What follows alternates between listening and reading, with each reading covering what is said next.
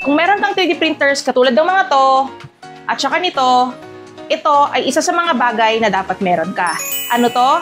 Ito ay ang Creality SpacePi X4, ang bagong filament dryer ni Creality. Itong mga filaments ay nag-a-absorb ng moisture. Kapag nag-absorb ng moisture, papangit ang print, masisira ang filament. Marami ng iba't ibang filament dryers sa market.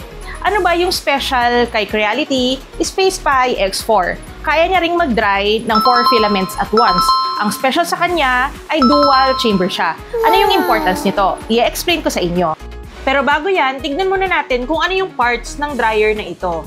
Sa LCD screen, makikita yung info ng left and right chamber. Parehong chamber ay meron ding sliding lock. Iaangat mo lang yung cover para mabuksan. May tigi-isang one-way valve sa loob para siguradong hindi papasok yung cold air galing sa labas.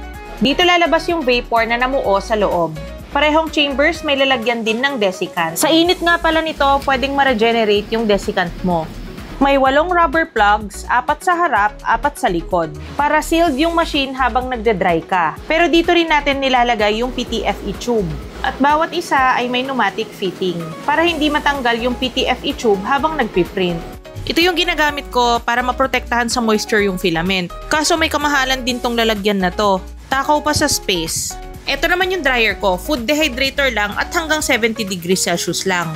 Pag pinag-combine yan, si SpacePi yan. Storage na, dryer pa. Si SpacePi kaya hanggang 85 degrees Celsius. Para ito sa mga exotic filaments na kailangan ng mataas na temperature para i-print. Meron din siyang individual rollers. Pag nag-print ka, hindi sabay-sabay iikot. At dahil dito, pwede mong gamitin ang tigi-isang filament sa 4 na 3D printer sabay-sabay. Meron din siyang supplementary light so makikita mo yung filament na nasa loob kahit madilim na. Kung ayaw mo naman nung ilaw, pwede mong i-off. So pag-usapan na natin yung importance ng dual chamber. Kung makikita nyo, 2 sa kanan, 2 dito sa kaliwa. Itong mga nandito, PLA, TPU, ito ay polycarbonate at ito naman ay ABS. So itong 2 na to ay nagre-require ng mataas na temperature para ma-dry. Ito naman medyo mababa, around 50 degrees Celsius.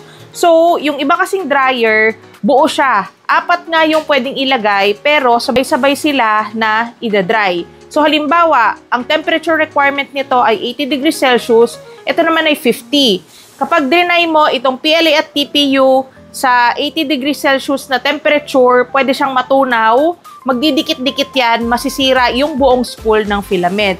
Ang mangyayari naman, kung ikaw ay merong ida-dry na ang gamit mo ay 50 degrees lang para sa mga ganito namang temperature na nagre-require ng mataas na temperatura, hindi enough yung drying. So maganda itong ginawa ni Creality kasi hiwalay siya. So pwedeng mag-dry ka dito ng mga low temp filaments, dito naman sa kabila high. Or pwede rin sa kabila yung high, pwede sa kabila yung low. Walang problema. Dito, masiset yun lahat.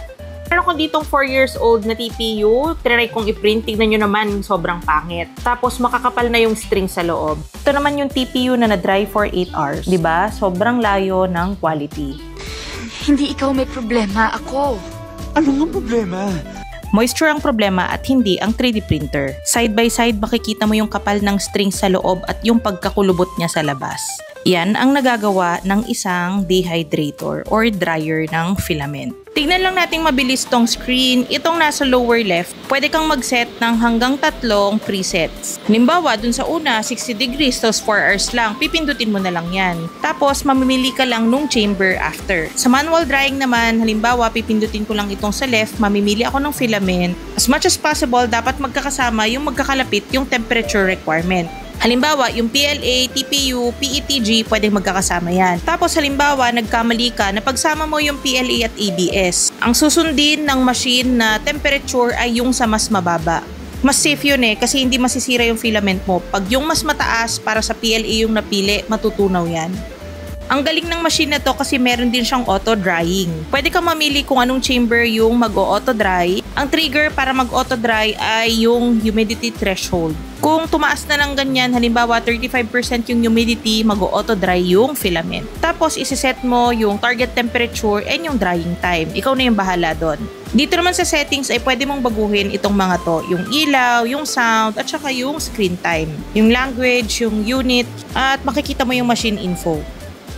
Ganito yung sample nung pagdadry. Pag naset mo na lahat ng settings, pipindutin lang yung play button sa lower right. Makikita mo kung gaano katagal yung remaining na time at kung ilang percent na yung na-dry. Alam mo ba na kung ikaw ay may Creality High Combo ay pwede kang manalo nitong Creality Space Pi X4. Dalawa ang pwedeng manalo. Ang mechanics ay nasa comment section. Hanggang August 31 na nga lang pala ito. Meron din akong promo code para sa Creality High at High Combo. Ano pang hinihintay mo? Mag-submit ka na ng entry, baka ikaw yung manalo.